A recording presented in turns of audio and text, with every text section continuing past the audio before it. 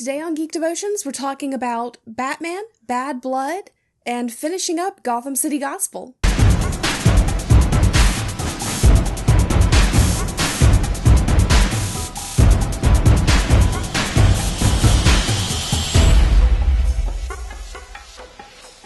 Hello, and welcome to Geek Devotions, a show from devoted geeks who are devoted to letting people know that they are loved. I am Celeste, and we are so glad that you hit play today. Don't forget to hit the like button if you liked it. I mean, you can dislike it if you'd like, but we'd rather you like it.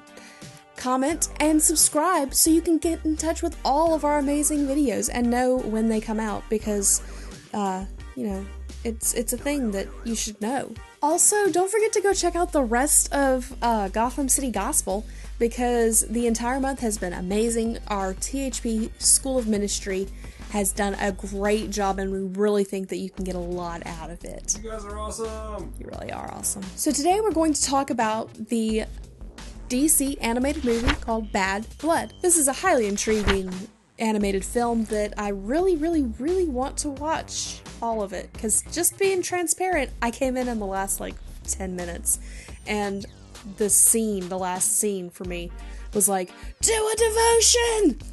And so I obeyed. I went, sure. But I really want to go back and watch all of it so I understand better what's going on in the whole movie. So in the movie, Talia al Ghul has taken mind control of Batman, and the scene that I've walked in on is she is trying to force him to shoot Damian, the current, almost said the current Batman, the current Robin, who is also their son. Lady, you must be on some kind of something. A few too many times in the Lazarus pit. Nightwing is there, and Batman has already knocked him off and beaten him up a little bit. You can tell that they had a fight. And at this point, Nightwing decides to take a little bit of a different approach. Rather than knocking sense into Bruce, he decides to talk to him. He tells Bruce, you don't kill. You've never killed.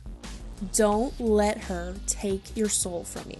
This is the line that was screaming at me to make a devotion.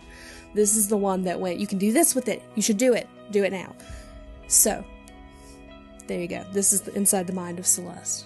In those few words, Bruce is reminded of who he is, what his standards are, and what he is supposed to be doing. We are all humans. We all have those times where we wonder, is this really what I'm supposed to be doing? Is this really worth it? We also have people in our lives that go, you don't have to do that. You don't have to have that standard.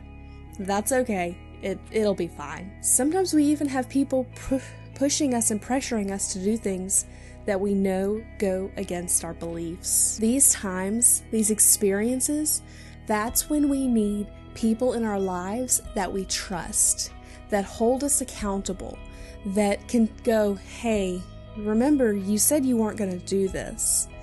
Remember you set a standard for yourself. Remember you're held accountable for what you do. These are the people that we give permission to tell us, hey, don't do that. These are the people we tell, you can tell me I'm wrong.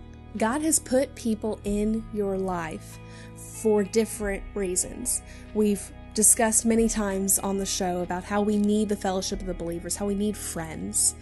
And we even see an example of levels of friendship with Jesus in all four of the Gospels. Jesus needed friends, even though his ultimate reliance was on God. In Matthew 26:36 through 39, then Yeshua came with them to a place called Gethsemane, and he tells the disciples, sit here while I go over there and pray.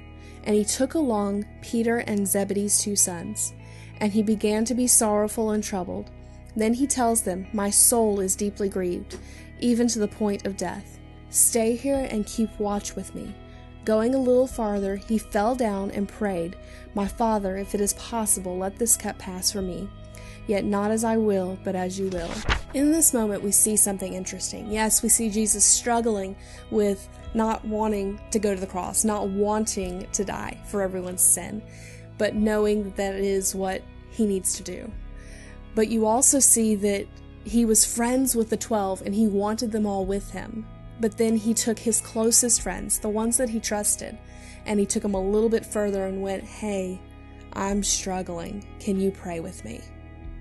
And then he took it even further and went just to talk to the Father. This is how we should have our friends. We need to have one or two people that we can go, hey, I'm struggling. Can you pray with me as I go to the Father? And then we have our friends that we want with us. Well, that's your devotion for the week. I hope you enjoyed it. And this wraps up our Gotham City Gospel Month. So excited about that. It is now time for the question of the week. The week! The week! What is your favorite Batman story in the last 80 years? That's hard. Yeah, it is. Just one of the favorites, maybe not the favorite, but one of your favorites, because there's quite a few. He's been around for 80 years. Am I saying that right? 80 years? It's 80 years. That's a long time. Batman is old. We need Terry McGinnis to take over the comics now. That's another question. But leave your comments, your answers in the description below.